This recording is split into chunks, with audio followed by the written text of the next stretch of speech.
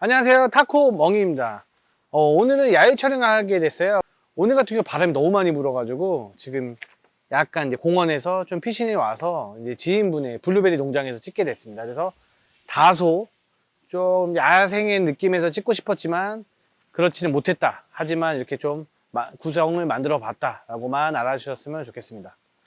그리고 또 한번 이제 댓글로 그 말소리가 좀 작다는 내용의 댓글이 있었어요. 그래서 우리 임PD님께서 또 한 개인 또 자비로 또 이렇게 마이크를 구비를 했습니다. 그래서 지금 이제 마이크 테스트를 하는 또 영상인데요. 한번 마이크 소리가 잘 나왔으면 좋겠네요. 오늘 영상은 Q&A 영상을 찍을 거예요.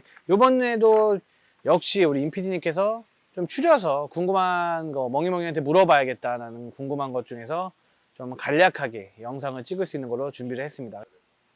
바닥재를 건조하게 한다면 물을 언제 주면 되냐, 이게 이제 궁금해 하시는 분들이 많은 것 같아요. 최근에 이제 제가 영상에서 바닥재는 건조하고 항상 물그릇은 신선한 물그릇을 줘라 이런 내용을 많이 하거든요. 그게 개체한테 제일 건강한 것 같다라는 얘기를 많이 하는데요.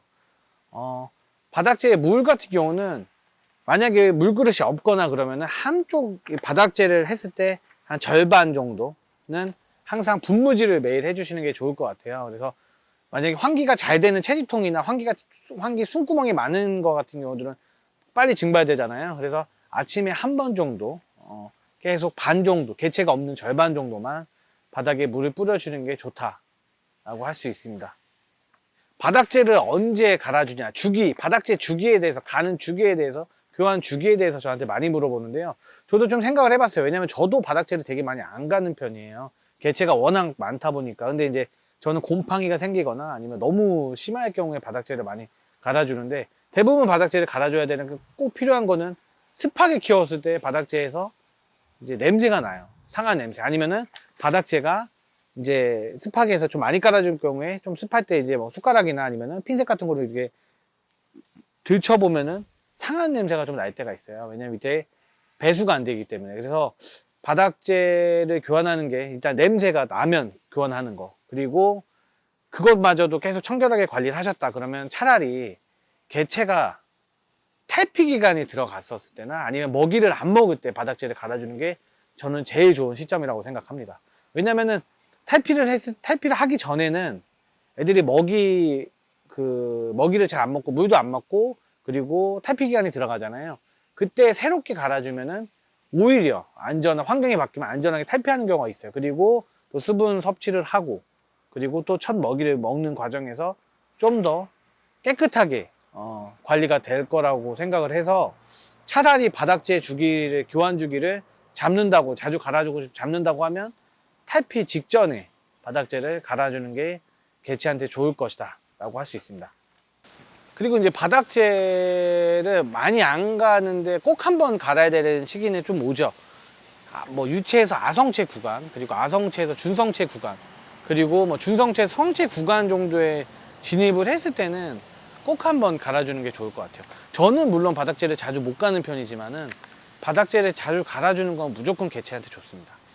그렇기 때문에 어느 정도 구간에 대해서 설정을 해서 바닥재를 갈아주는 건 저는 무조건 추천드린다고 봅니다. 다리가 휘고 부러졌는데 복구할 수 있을까? 당연하죠. 다리가 아예 탈락이 되는 경우, 다리가 뽑혀지는 경우에는 복구가 됩니다. 근데 다리가 휜 경우가 있어요. 예를 들어서 다리에 마디가, 여기 이렇게 마디들이 있어요. 마디들이 구간이 절단되는 경우에는 확실히 복구가 되는데요. 이 기둥들, 여기가 자연스럽게 활처럼 휘는 경우가 있어요. 그거 같은 경우는 복구가 안 되는 경우가 있습니다. 전 탈피 때나 어릴 때 탈피하는 과정에 누워서 탈피하다가 일어나는 몸 말리는 과정 중에 이런 것들이 눌려서 이제 자연스럽게 장애가 생기는 거예요. 그래서 이거는 제가 볼 땐 장애가 맞아요. 왜냐하면 다리를 아예 그러면 탈락을 시키고 나서 복구가 아예 처음부터 리셋해서 복구를 해야 됩니다. 그래서 성체에서 만약에 휘는 경우가, 여기 기둥에서 휘는 경우가 있으면은 그거는 탈락하면 안 되고요. 차라리 뭐 아성체 때 발견이 된다고 하면 탈피 직후에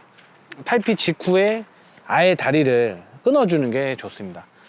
근데 보통 탈피 바로 직후여야지, 하루라도 몸을 말렸을 때 잘라버리면 개체가 크게 손상이 있을 수 있어요. 그래서 탈피할 때는 원래 차단벽이라고 이제 생긴다고 하더라고요. 그래서 이제 말랑말랑한 젤리 구조여서 오히려 본인들이 탈피하는 과정에 잘못 탈피했을 때는 쉽게 잘라낸다고 하더라고요. 그래서 차라리 탈피 직후에 진짜 탈피가 완성이 끝나고 나서 반나절 정도 안에 살짝 뽑아서 처음부터 리셋해서 해주는 게 좋다고 보시면 됩니다.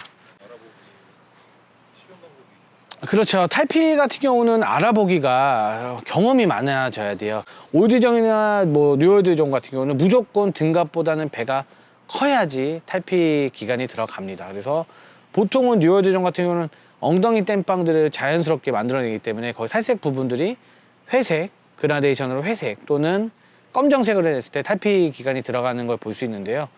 이제 털이 없는 올드월드종 같은 경우는 이제 복부의 엉덩이들의 광, 그리고 도가 부분이 튀어나오는 거, 그리고 눈색이 이제 반투명으로 바뀌는 걸로 탈피를 볼 수 있어요. 근데 이 역시 굉장히 경험이 많아야 돼요.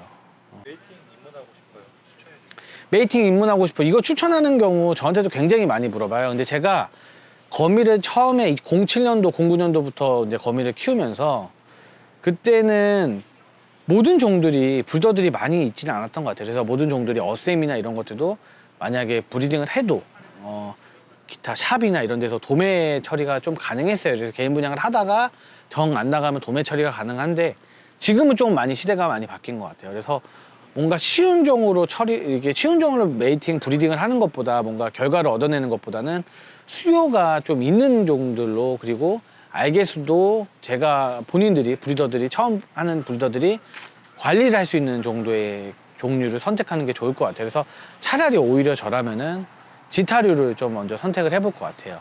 그러니까 알 개수가 한 100개 정도 전후로 나오는 종들로 선택을 해보는 게 좋다. 그래서 만약 지타류를 하게 되면 뭐 하티하티나 루푸스 이렇게 좀 난이도가 조금 쉬운 편, 그리고 보르네오 블랙, 그리고 뭐 싱가포르 블루 이런 종들이 오히려 더 수요가 있어서 브리딩을 도전해보는 게 좋지 않을까라고 생각을 합니다. 일단 오랜만에 야외 영상을 찍으면서 이 마이크를 오늘 테스트하는 날인데요. 오늘은 이제 밖에서 바람이 너무 많이 불어가지고 지금 안으로 들어왔어요. 그래서 들어왔는데 지금 이제 블루베리 농장 하시는 분께서 물을 많이 줘서 아마 물 소리가 좀 들어갔을 것 같은데, 그래도 우리 임피디님께서 이제 좀 구독자분들의 또 피드백을 받아서 마이크도 좀 한번 해봤으니까 만약에 조금 뭐 부자연스럽게 들어간다고 해도 좀 뭐 우리는 계속 개선을 할 겁니다. 그러니까 좋게 봐줬으면 좋겠습니다. 이번 영상은 지금 마감을 하고 다음 영상에 또 뵙도록 하겠습니다. 감사합니다.